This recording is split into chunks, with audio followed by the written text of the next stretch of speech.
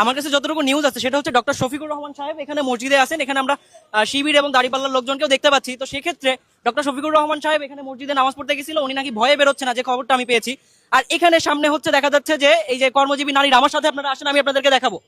কর্মজীবী নারীরা এখানে বিক্ষোভ করতেছে, সেই বিক্ষোভের ভয়ে ডক্টর শফিকুর রহমান মসজিদ থেকে বেরোচ্ছে না।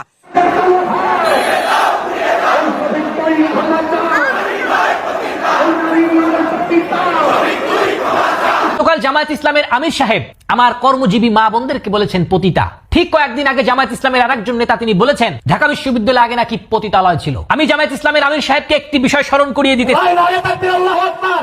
জামাতের স্লোগান না মুসলমানের স্লোগান? এই মাঠে কাঁপিয়ে বলতে হবে নারে তাকবীর। তাই আমি আমার বাংলাদেশের যতগুলো নারীরা আছে সমস্ত নারীদেরকে আমি বলবো, আপনারা 12 তারিখে আপনাদের যে পাওয়ার সেটা প্রকাশ করবেন। তারা তো আমাদেরকে পার্লামেন্টে যেতে দিবে না, তারা তো আমাদেরকে কর্মজীবনে ফিরতে দিবে না, তারা তো আমাদেরকে রাজনীতি করতে দিবে না, তারা তো আমাদেরকে আমাদের যে মর্যাদা সেই মর্যাদায় আমাদেরকে রাখতে দিতে চায় না। দর্শক, এই মুহূর্তে আপনাদের সামনে কিছু গুরুত্বপূর্ণ তথ্য নিয়ে হাজির হয়েছি, যে তথ্যগুলো শুনলে আপনি অবাক হতে বাধ্য হবেন। তাই দেরি না করে চলুন সেই গুরুত্বপূর্ণ তথ্যটি দেখে আসি। শফিকুর রহমান সাহেব এখানে মসজিদে আছেন। এখানে আমরা শিবির এবং দাড়িপাল্লার লোকজনকেও দেখতে পাচ্ছি। তো সেক্ষেত্রে ডক্টর শফিকুর রহমান সাহেব এখানে মসজিদে নামাজ পড়তে গেছিল, উনি নাকি ভয়ে বেরোচ্ছে না, যে খবরটা আমি পেয়েছি। আর এখানে সামনে হচ্ছে দেখা যাচ্ছে যে এই যে কর্মজীবী নারীরা, আমার সাথে আপনারা আসেন, আমি আপনাদেরকে দেখাবো। কর্মজীবী নারীরা এখানে বিক্ষোভ করতেছে, সেই বিক্ষোভের ভয়ে ডক্টর শফিকুর রহমান মসজিদ থেকে বেরোচ্ছে না। কর্মজীবী নারীদেরকে ডক্টর শফিকুর রহমান পতিতা বলছে, এবং সেটার উপর ভিত্তি করে এই যে জনগণ এখানে দেখতে পাচ্ছেন যে কর্মজীবী মহিলারা এখানে মিছিল করতেছে রাস্তা ব্লক করে। সেই ভয়ে ডক্টর শফিকুর রহমান মসজিদ থেকে বেরোচ্ছে না। আমার কথা হচ্ছে ডক্টর শফিকুর রহমান যখন নিজ দায়িত্বে কর্মজীবী মহিলাদেরকে পতিতা বলতে পারছে, তার উচিত এখানে জনগণের মাঝে আসা, জনগণের মাঝে এসে খুব সুন্দর মতো তাদের কাছে হয় ক্ষমা চাওয়া, না হলে সে কেন পতিতা বলছে সেটা এখানে জানানো। ডক্টর শফিকুর রহমানের গাড়ি এখানে আপনারা দেখতে পাচ্ছেন। সে মসজিদের মধ্যে ভয়ে বসে আছে, সে ভয়ে বেরোচ্ছে না যে এই কর্মজীবী মহিলারা হয়তো তাকে জুতা পিটা করবে, তাকে ঝাড়ু পিটা করবে। ডক্টর শফিকুর রহমান, আপনি মসজিদ থেকে বেরোন, যাদেরকে পতিতা বলছেন তাদের সামনে আসেন। ডক্টর শফিকুর রহমান, আবারও বলতে চাই, আপনি রাস্তায় নামেন, এই জনগণের সামনে আসেন। আপনি যাদেরকে পতিতা বলছেন তারা আপনার কাছে প্রশ্ন করতেছে যে আপনার মাও কি পতিতা?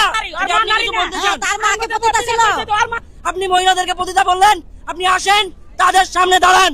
গতকাল জামায়াত ইসলামের আমির সাহেব আমার কর্মজীবী মা বোনদেরকে বলেছেন পতিতা। ঠিক কয়েকদিন আগে জামায়াত ইসলামের আরেকজন নেতা তিনি বলেছেন ঢাকা বিশ্ববিদ্যালয় আগে নাকি পতিতালয় ছিল। আমি জামায়াত ইসলামের আমির সাহেবকে একটি বিষয় স্মরণ করিয়ে দিতে চাই। বাংলাদেশের অর্থনীতি সচল রাখার জন্য সবথেকে গুরুত্বপূর্ণ ভূমিকা পালন করে পোশাক শিল্প। সেই শিল্পের সবথেকে বেশি কর্মরত আমার মা, আমার বোন। এই নারীদের মধ্যে সবথেকে বেশিরভাগই অর্থের অভাবে এখানে কাজ করতে আসে। নিজের সন্তানের মুখে দুইটা ডাল ভাত তুলে দিতে পারে না, সেই অভাব থেকে এইখানে কাজ করতে আসে। বাংলাদেশে লক্ষ লক্ষ নারীরা বিভিন্ন বাসায় বাসায় কাজ করতে আসে। কেন আসে? কারণ সংসারের অভাবে বিভিন্ন পরিস্থিতির শিকার হয়ে আসে। আর আপনি সেই মা বোনদেরকে বানিয়ে দিলেন পতিতা।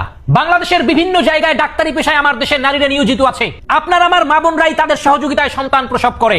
ডাক্তারি পেশায় এই নারীদের অনুপস্থিতিতে আপনার আমার মা বোনকে পুরুষের সামনে ইজ্জত বিসর্জন দিতে হইতো, আর আপনি তাদেরকে বলেছেন পতিতা। একটা বা লজ্জা করলো না আপনার? নারীদের ব্যাপারে আপনার এই কুরুচিপূর্ণ মন্তব্যের উপরে আমি থুতু নিক্ষেপ করি। বাংলাদেশের কোন নারী পুরুষ আপনাদের এই কুরুচিপূর্ণ মনোভাবের সঙ্গে আপোষ করবে না। সমালোচনার মুখে পড়ে এখন আসছেন নাটক সাজাইতে।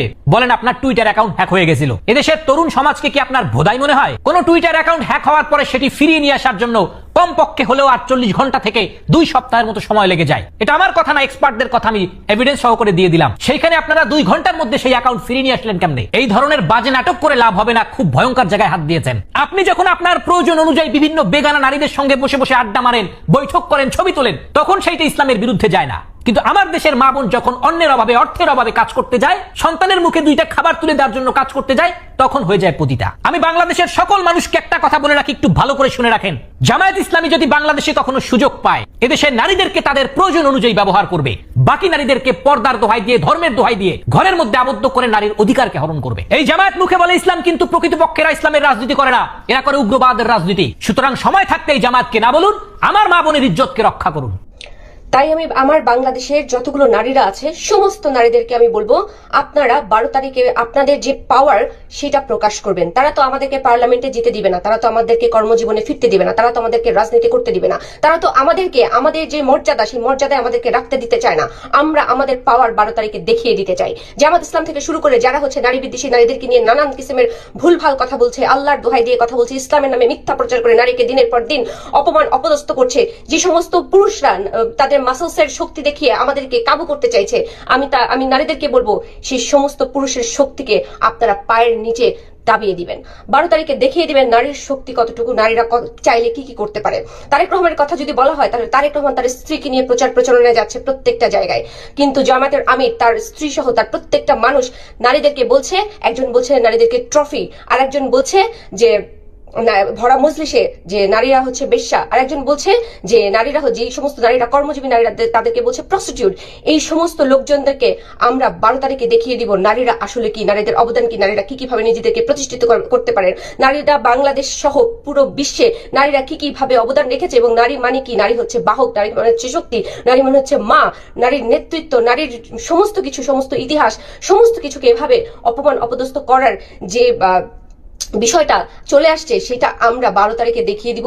আমি তাই প্রত্যেকটা নারীকে, বাংলাদেশের প্রতিটা নারীর দিকে আমি দৃষ্টি আকর্ষণ করছি, আপনাদেরকে আমি আহ্বান জানাচ্ছি 12 তারিখে জামাত ইসলাম সহ প্রত্যেকটা দল, যে সমস্ত দলগুলো নারী বিদ্বেষী, নারীদেরকে নিয়ে বাজে কথা বলে, তাদেরকে দেখিয়ে দেন নারীরা আসলে কি, নারীর ক্ষমতা কি, নারী আসলে কি কি করতে পারে সেটা আপনারা দেখিয়ে দেন। আর জামাতের আমিরকে আমি প্রকাশ্যে এসে ক্ষমা চাওয়ার জন্য আমি প্রত্যেকটা মানুষকে, দাড়িপাল্লা হাতে বান্দির পুত, মা বোনদের বলে প্রস্টিটিউট। তো যাই হোক, এই যে দাড়িপাল্লার যে কাণ্ডারি, এই মিথ্যাবাদী ভণ্ড প্রতারক রাজাকার দেশদ্রোহী ধর্ষক পাকিস্তানপন্থী, হ্যাঁ, এ বেটা এখন বলার চেষ্টা করছে তার টুইটার অ্যাকাউন্টটা বা এক্স অ্যাকাউন্টটা হ্যাক হয়েছে, কিন্তু তার 9 ঘন্টা পরে গিয়ে উনি বুঝতে পেরেছেন যে উনার এটা হ্যাক হয়েছে, তাও আবার কোথা থেকে, রাষ্ট্রপতির কার্যালয় থেকে। ভাই বলতে হবে তো একটা কিছু, রাষ্ট্রপতির কার্যালয় থেকে এটা হ্যাক হয়েছে উনি এখন বলছেন। কিন্তু এই 9 ঘন্টার মধ্যে কিন্তু উনি অনলাইনেও ছিলেন এবং ওনার অজস্র পোস্ট আছে এই 9 ঘন্টার মধ্যে ওনার পেজে, সোশ্যাল মিডিয়াতে, কিন্তু উনি টের পাননি যে ওনার টুইটার অ্যাকাউন্টটা হ্যাক হয়েছে। উনি 9 ঘন্টা পরে বুঝতে পেরেছেন এবং তারপর এটা বের হয়েছে কি রাষ্ট্রপতির কার্যালয় থেকে হ্যাক করা হয়েছে। তাও বলে না যে শেখ হাসিনা নিজেই হ্যাক করেছে। বাচ্চি, যাই হোক, মানে সবকিছু তো তাই হয়, দিল্লিতে বসে সবকিছু করা হয়। তো উনি এবার অবশ্য আবার সেটা বলেন নাই, উনি বাংলাদেশেই থেকেছেন, দেশের বাইরে উনি পদচারণা করে নাই। হয়তো ওই যে ভারতের সাথে গোপন বৈঠক করে আসছে, তো সেটার কারণে হতে পারে যে আসলে ভারত নিয়ে এখন উনি আর কিছু বলতে চাইছেন না, উনি মানে যেভাবেই হোক ক্ষমতায় আসা যায়। যাই হোক, একটাই কথা বলবো, এসব বান্দির পুতদের, এই দাড়িপাল্লা হাতের বান্দির পুতদের আমরা যতবার এরা মাথা ঘাড় উঁচা করে দাঁড়ানোর চেষ্টা করেছে ততবারই তাদের শির দ্বারা পর্যন্ত আমরা ভেঙে দিয়েছি, এবং এটাই বাস্তবতা। এবারও তোরা দাঁড়ানোর চেষ্টা করবি, তোর শির দ্বারা মাথা সব ভেঙে তোদের হাতে ধরাই দেওয়া হবে।